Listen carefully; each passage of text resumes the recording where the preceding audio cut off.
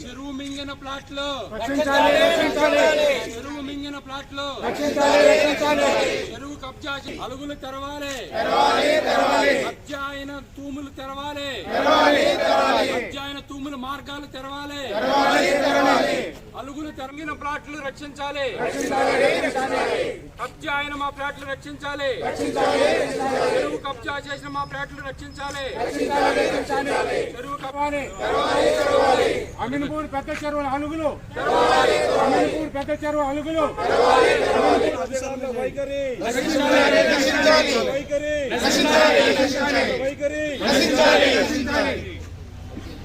Irrigation ఆఫీసర్ల మీద చేయండి సార్. అడ్డగోలు విధానాలు నశించాలి రక్షించాలి చెరువు కబ్జా చేసిన మా ఫ్యాక్టరీ రక్షించాలి అలుగులు తెరవాలి అలుగులు తెరవాలి అలుగులు తెరవాలి చెరువు నీరు బయటకు వదలాలి చెరువు నీరు బయటకు వదలాలి అలుగులు తెరవాలి వాళ్ళ మూర్ఖపు చర్యలు నశించాలి వాళ్ళ అనాలోచిత చర్యల వల్ల మా కుటుంబ ఆస్తులన్నీ నాశనం అయిపోయాయి. మాకు న్యాయం చేయాలి. అధికారుల నిరంకుశ ధోరణి కబ్జాకు గురి చేసి కుటుంబాల ఆస్తులు మునిగిపోయాయి. నిర్లక్ష్య ధోరణి వల్ల మా 5,000 కుటుంబాల ఆస్తులు నీటిలో మునిగిపోయాయి. మాకు ఇప్పించాలి. చెప్పండి అమ్మా, మీ లేడీస్ చెప్పండి.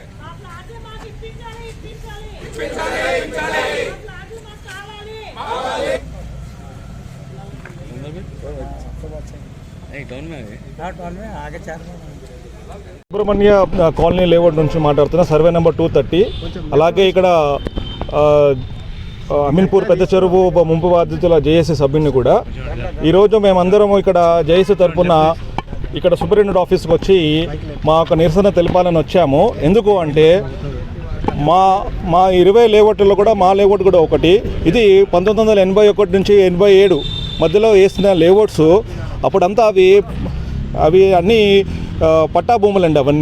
అవన్నీ సర్వే నెంబర్స్ ప్రతి అన్నీ కూడా రెసిడెన్షియల్ జోన్గానే ఉన్నాయి. అలాగే 2017 నుంచి ఇరిగేషన్ అధికారులు వాళ్ళ యొక్క నిర్లక్ష్యం కానీ వాళ్ళ యొక్క అవినీతి ధోరణి వల్ల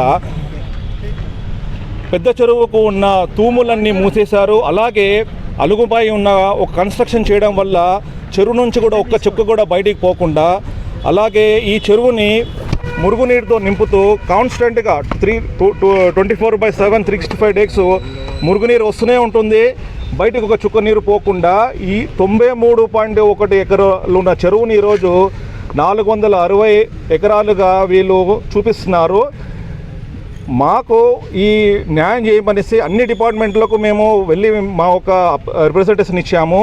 ఈ క్రమంలో మేము హైడ్రా చైర్మన్ గారు రంగనాథ్ గారిని కలిసినప్పుడు కూడా వాళ్ళు మాకు న్యాయం చేస్తారని వాళ్ళు చెరువును సందర్శించి పలు విషయాలు ఇక్కడ జరిగిన అన్ని అన్యాయము అంటే ప్లాట్ ఓనర్స్ 20 లేఅవుట్స్ యొక్క ప్లాట్ ఓనర్స్కి జరిగిన అన్యాయాన్ని తెలుసుకొని ఇరిగేషన్ అధికారులు వచ్చే వాళ్ళతోని ఒక నిపుణుల కమిటీతో వాళ్ళు పెట్టుకున్నా కూడా ప్రస్తుత తరుణంలో కూడా ఇరిగేషన్ అధికారులు అదే మొండి వైఖరిని వ్యవహరిస్తున్నారు. ఇక్కడ చెరువుని 93.5 ఎకరాలకు పరిమితం చేసుకుని మా ప్లాట్లో నుంచి బయటికి నీరుని వదిలే ఒక పద్ధతి కానీ ఏర్పాట్లు కానీ ఇరిగేషన్ అధికారులు చూడాలి. ఈ విధంగా చేయకపోతే మాకు ఈ సుమారు 5,000 కుటుంబాల యొక్క జీవన మరణ సమస్య ఇది. ఎంతో కష్టపడి మేము ఈ ప్లాట్లు కొనుక్కున్నాము. రూపాయి వెనక వేసుకుంటూ మా కష్టార్జితం ఇవన్నీ. 5,000 కుటుంబాలు 20 లేఅవుట్లు అంటే మీరే ఊహించండి. అంటే ఇది పెద్ద ఒక అవినీతి అని మాకు తెలుస్తుంది.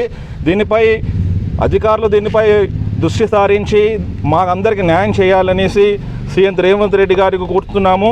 అలాగే హైడ్రా చైర్మన్ గారు కూడా కోరుతున్నాం. ఇక్కడ ఇంకో విషయం చెప్పదలుచుకున్నానంటే, ఈ నిపుణుల కమిటీ వేసినప్పుడు కూడా ఈ రిటైర్డ్ ఇరిగేషన్ అధికారులు కానీ ప్రస్తుతం అధికారులు కూడా రంగనాథ్ గారిని తప్పుదోవ పట్టే చర్యలు కూడా చేస్తున్నారు. వాళ్ళు అంటున్నారు మెమాయిడ్స్ తప్పు అంటున్నారు.